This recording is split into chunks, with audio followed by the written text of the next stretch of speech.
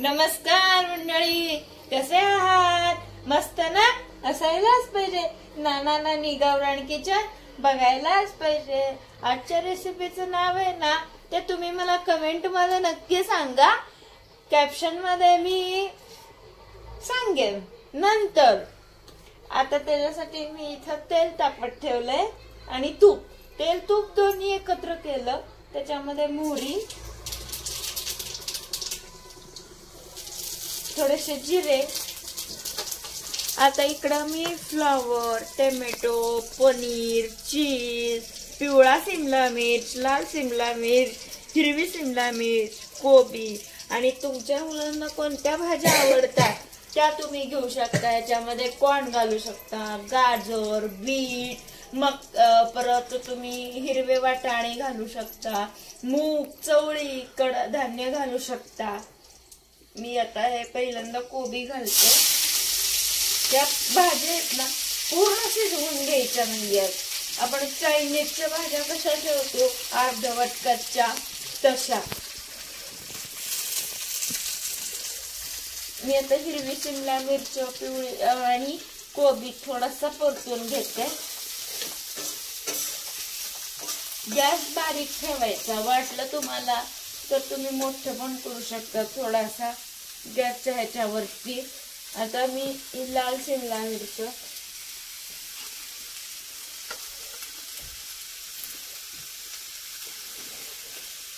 Tomato, टोमॅटोला पाणी सुटतं. टोमॅटोच्या पाण्यामध्ये भाज्या शिजून निघतात.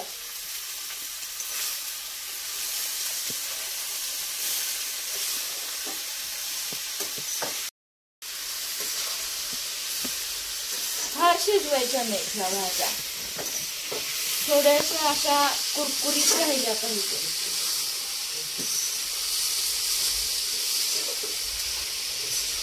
आणि कधीतरी जेवणामध्ये वेगळं असं काहीतरी मुलांना दिलं की पौष्टिक पण जातं आणि मुलांना बदल पण हवा असतो ना जेवणामध्ये.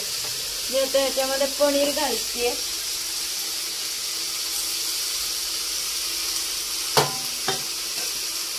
चवीपुरतं मीठ,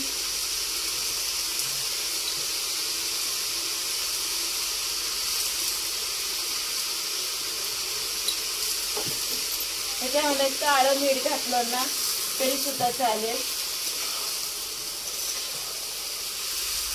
चाट मसाला घालू शकता तुम्ही याच्यामध्ये.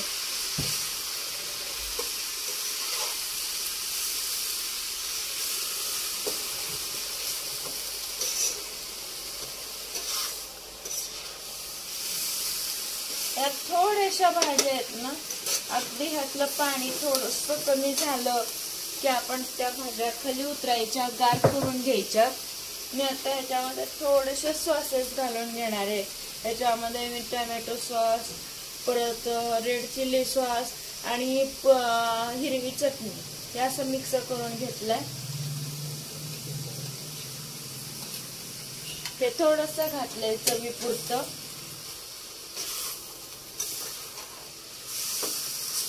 थोडीशी ओलसर भाजी हवी आपल्याला ही.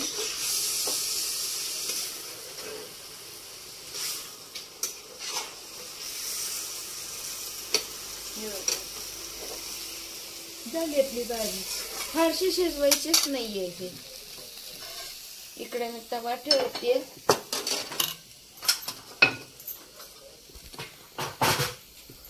आता आपण ह्याचे छोट्या छोट्या आपण पोळ्या लाटून घ्यायच्या.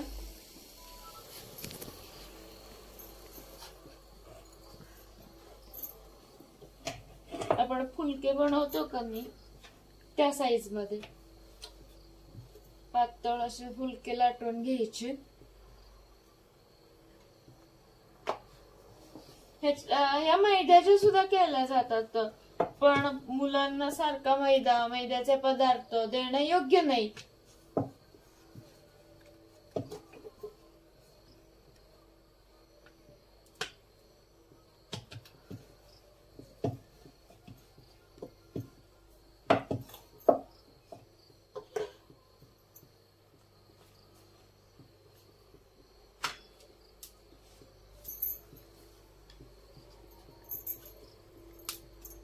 इकडे दुसरी करून घेते.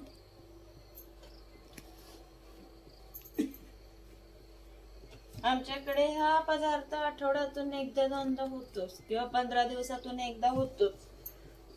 त्यामुळं मुलांना पौष्टिक जाण्यास मदत पडते.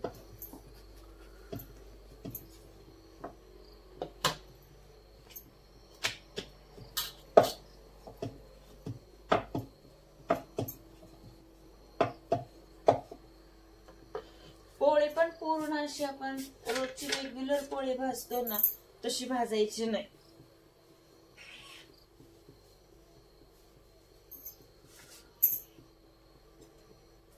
अर्धवट भाजलेली पोळी लागते ह्या रेसिपीसाठी.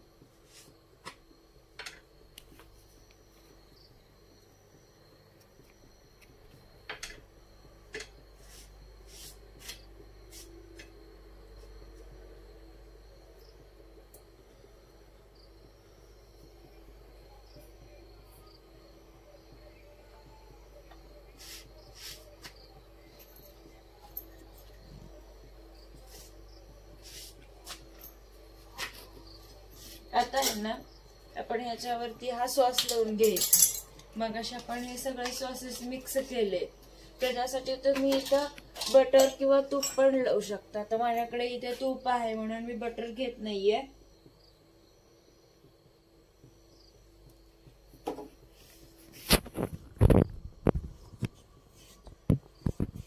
हे तूप लावून घेतलं. त्याच्यावरती हे असे सॉस लावून घ्यायचा. ह्याच्यात तुम्ही चटपटीत होण्यासाठी चाट मसाला, मॅगी मसाला आणि तुम्हाला कोणते आवडीचे पदार्थ मसाले आवडत असतील ते टाकले तरी सुद्धा चालू शकतं. असं हे आता आपण हे मग अशी भाजीचं स्टफिंग करून घेतलं ते घालायचं.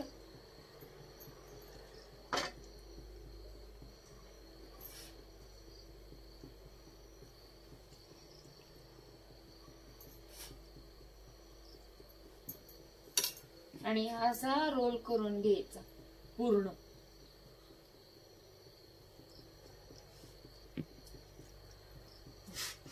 इकडे दुसरी पोळी झाली.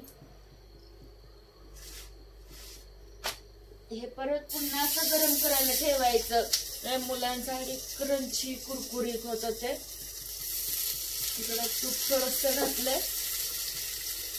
मी आता त्यांना परत असा हा रोल करून घेते. तूप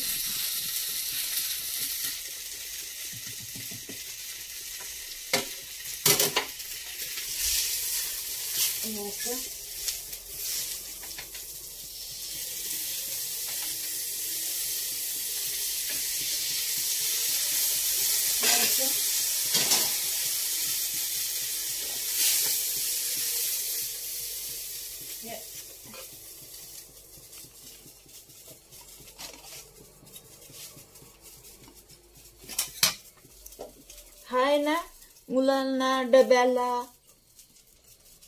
हा रोल मुलांना डब्याला नाश्त्याला आधी मध्ये जेवणाला देऊ शकता. हा टॅमॅटो सॉस खोबऱ्याची चटणी शेंगदाण्याच्या चटणीमध्ये खाल्ला की एकदम मस्त लागतो. नाना नानी किचनला लाईक शेअर आणि सबस्क्राईब करायला विसरू नका. धन्यवाद.